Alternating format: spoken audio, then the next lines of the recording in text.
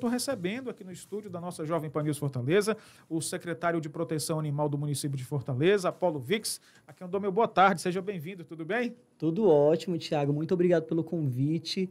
E vamos aqui bater um bate-papo super animal, né? Vamos lá. Então, Apolo, a pasta de proteção animal existe desde 2017. Eu queria que você explicasse para a gente quais são as atribuições dessa pasta, até para a população saber, né, as responsabilidades que vocês têm e os projetos, obviamente.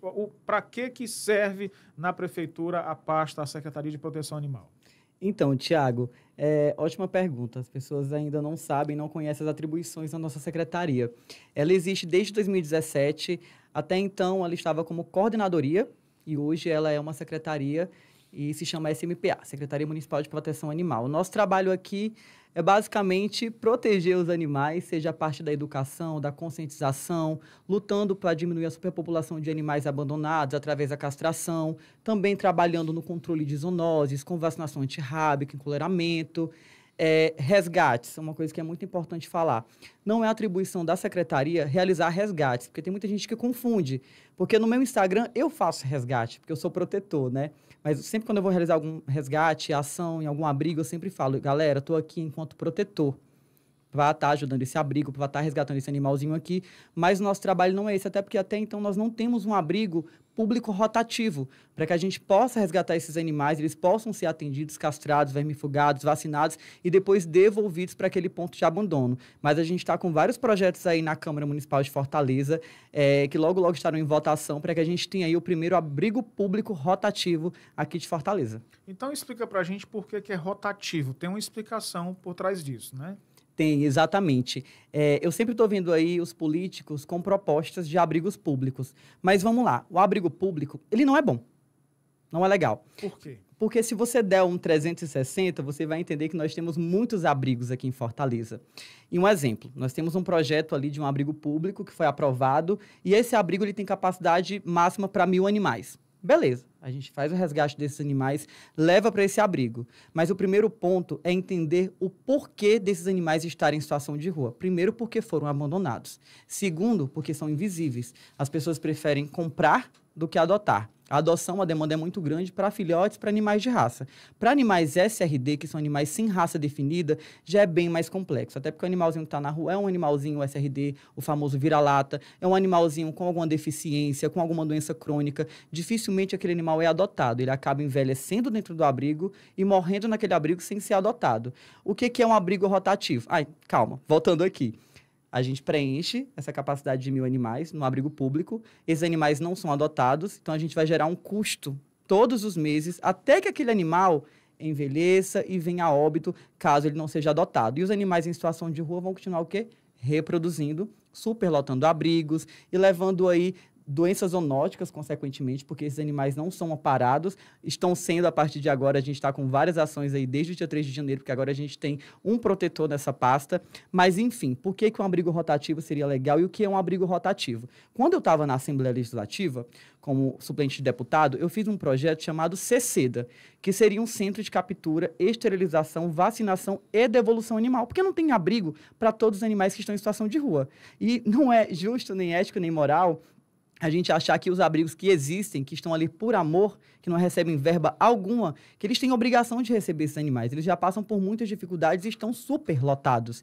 Então, a gente precisa capturar animais em situação de rua, em um ponto específico de abandono, não é pegar um caminhão e sair pegando cachorro em qualquer lugar. Gato em qualquer lugar, até porque a estrutura social dos gatos é muito complexa. Você não pode pegar ali uma colônia que está fechada com 40 gatos, pegar 10 e levar, porque você vai abrir um efeito chamado efeito vácuo, onde você vai abrir um espaço para mais 100 gatos entrarem ali e a reprodução ser muito maior. Então, a gente escolhe um ponto de abandono, articula com um protetor independente que está ali em contato com esses animais, que conhece esses animais, que assiste esses animais todos os dias.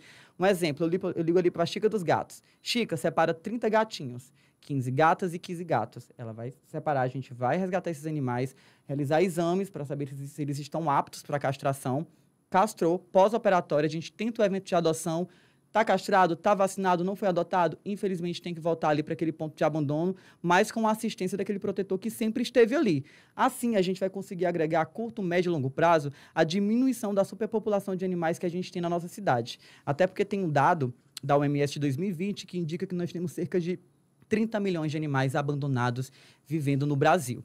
E tem uma tabelazinha muito importante de uma organização muito séria chamada American Human Association, que ela mostra que uma cadela em situação de rua, SRD, em 6 anos, consegue gerar 65 mil descendentes, entre filhos, netos e bisnetos. E uma gata, 420 mil. Então, se você pega os dados de 2020 e soma nesses 5 anos, a gente está em 2025... o número vai lá para cima. Está lá em cima. Então, o abrigo rotativo é muito importante para essa questão, para que a gente possa realmente trabalhar uma política pública assertiva.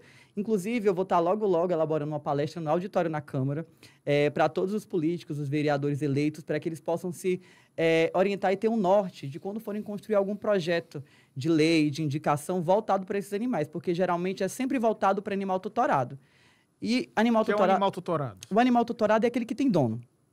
E esses donos... Ou seja, ele já está sendo assistido pelo seu dono, pelo seu tutor. Isso. Então, eles têm que ser conscientizados. Um exemplo, lá no Abrigo São Lázaro, que é o abrigo da minha mãe, onde eu cresci, quando a gente vai fazer uma adoção, as pessoas costumam falar, nossa, que burocracia, adotar um animal como Apolo, como São Lázaro.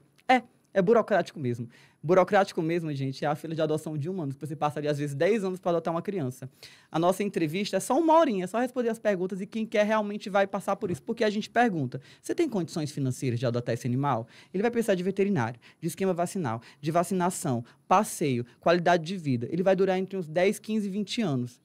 Vocês entendem isso? Então, a gente tem que levar esse tipo de conscientização para os animais tutorados e começar a trabalhar, de fato, em políticas públicas assertivas para animais em situação de rua.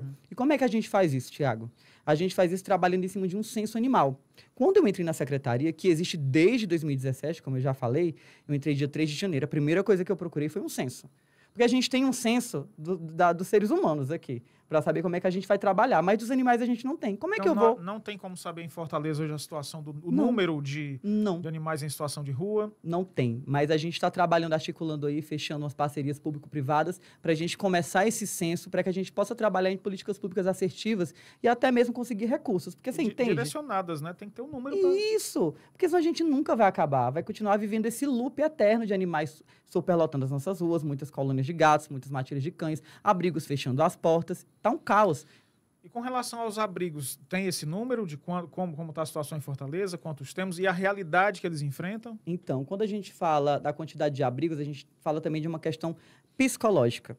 Porque eu acho que a gente tem cerca de uns 60 abrigos aqui. Só que não é um número exato, porque os abrigos sempre estão surgindo aí. Porque você começa... Mas não são públicos, né? É bom deixar isso. São pessoas que gostam da causa animal e vão lá e ajudam porque querem. Exato.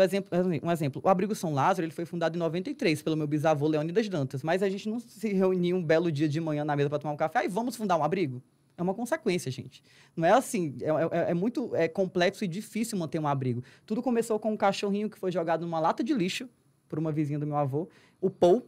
A gente pegou o Paul e do Paul a gente tem hoje 1.200 Paulzinhos. Então, esses abrigos, eles são privados, são de famílias, pessoas que amam de verdade, que dedicam ali a sua vida inteira, deixam de ter um ciclo social, uma vida normal para cuidar desses animais. Então, vale lembrar que quando você pede ajuda para um desses abrigos, eles não podem atender, não é porque o abrigo quer dizer não, dói dizer um não. Mas você já visitou um abrigo desse? Quantas vezes você se voluntariou? Você foi lá se voluntariar um dia para banhar um cachorro, para limpar um canil, para fazer uma ação para conseguir ração, porque mandar para o abrigo é fácil. Mas reconhecer que os 1.200 animais que estão lá foram resgatados e ainda estão lá é mais difícil, né?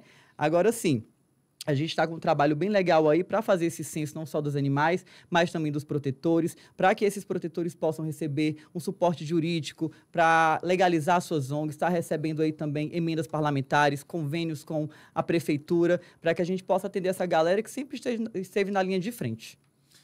Censo é um dos seus planos. Tem que mais à frente da Secretaria de Proteção Animal você está vislumbrando realizar?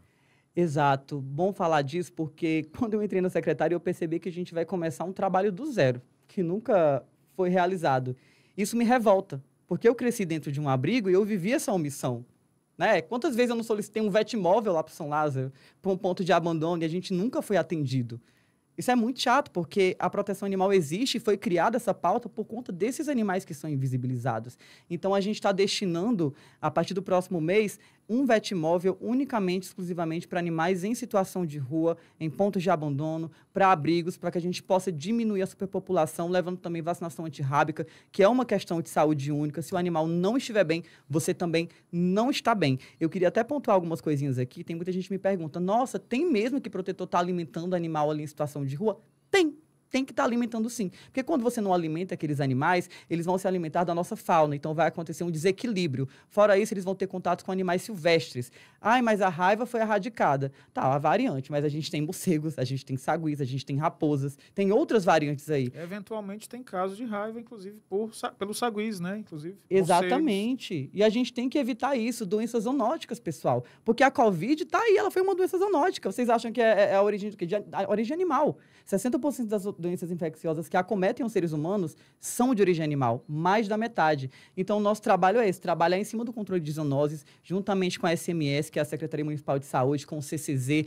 E outro ponto importante que a gente vai começar a fazer é trabalhar com a SME, que é a Secretaria Municipal de Educação, do secretário Divan Alencar, onde a gente vai levar palestras para as escolas na rede pública, com o público-alvo infantil, adolescente, para falar de posse responsável, legislação dos animais, epidemiologia, porque os abrigos são focos de doenças zoonóticas, são áreas epidemiológicas, então as pessoas não são conscientes em relação a isso, para a gente quebrar essa cultura, porque não adianta eu morrer de fazer um trabalho árduo e difícil, muito complexo, que nunca foi feito em 4 anos, para daqui a 4 anos eu ser substituído por outro secretário que talvez não tenha o mesmo engajamento que eu, a mesma vivência do que eu, e continuar a mesma coisa. Então, eu quero deixar um legado para que as pessoas, elas não aceitem menos do que isso, e elas entendam onde é que está a raiz do problema e cobrem a solução para a raiz do problema. E elas não se deslubrem ali com um vídeo, com marketing de animais sendo castrados, animais tutorados, que elas acham que são animais em situação de rua, quando na verdade não é.